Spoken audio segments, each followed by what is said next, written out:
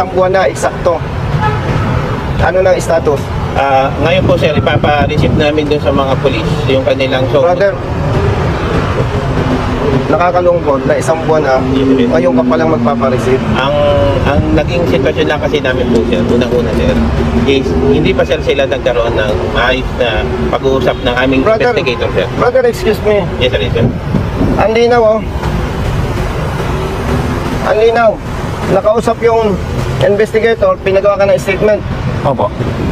Nasa kanila. Opo. Nandun tas. Di ba? Ay sir, hindi kami yun sir. Excuse me. Yung ano. Gaya. Excuse Opo. me. Opo. Nakarating sa iyo issue. Yes sir, yes sir. Kung ako, nasa posisyon mo, nakarating sa iyong issue, kakausapin ko ito. Tapos nung malaman ko siya, yung kanyang issue, co-coordinate ako sa investigator. Hihingi ako ng kopya. From that, mag-iimbestiga na ako. Oh. Tama ba yun? Tama sir, tama kayo. Ba't hindi ninyo ginawa?